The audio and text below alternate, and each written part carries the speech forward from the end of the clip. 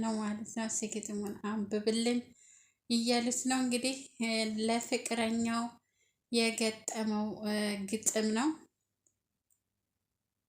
ብዙ ብዙ ሺህ ዘመናት እልፍ አይላፋት የሚለውን መሰለኝ።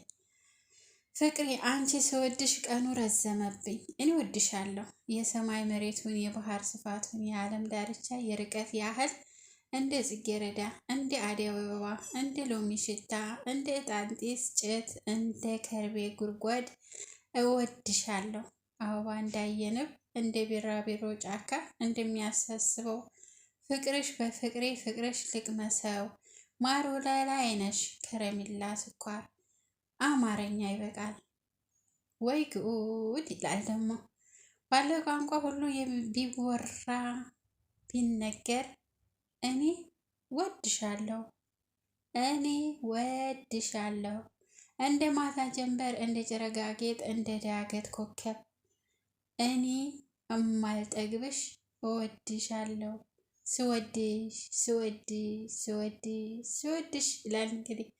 ጡት እንዳየ ሕፃን ወተት እንዳማረው ጠጋ ብዬ ዘመድ አብሽን ፊቴን ነው ጣይ እንዳየ ቅቤ ገላይ ገላሽ ስነካው የሚያልቀው አፈር መሬት ትቢያ ውሃ የሚበላው ፍቅሪ አንቺን ስወድሽ ብዙ ብዙ ሺህ ዓመት ዘመናት እልፍ አእላፋት ወድሻለሁ።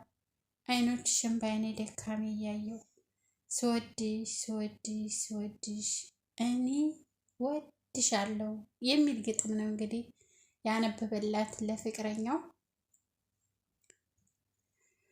ይሄኛው ግን አላነብም ፍቅርም እንትን ማለ የፍቅር ግጥምም የለኝም አላነብም በማለት ውሃ ተደፋበት ማለት ነው። ጓደኛው የደፍ ጓደኛ እንግዲህ ከዛላ ወይም ደግሞ ከዮዳን ድራማ እዚህ ጋር መጥቷል ደግሞ ማለት ነው። የዮዳን ፍቅረኛ እዚህ ጋር መጥቷል። አብሮ ተቀላቅለዋቸዋል እንግዲህ ደብም በነገራችን ያው ተደፍቶበታል ውሃ ግን እሱ ስደፋበት ቅስቅስም አላለም ቆሞ ነው በቃ የጠበቃት ማለት ነው። ይሄኛው ግን ተርገበገበ። ሌሎቹ እንግዲህ ሁሉም ቁጭ ብለዋል።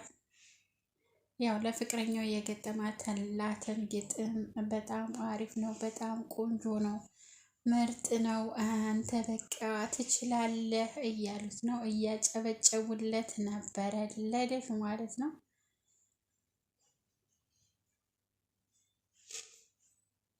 አንቺን እንዲሰጠኝ ከሆንኩኝ አምላክ ለማይ ጧፍን ከገዛው ልሰጠው ከሰማኝ አንቺዬ ጸሎቴን ሳልጨርስ ብትይ እመጣለሁ።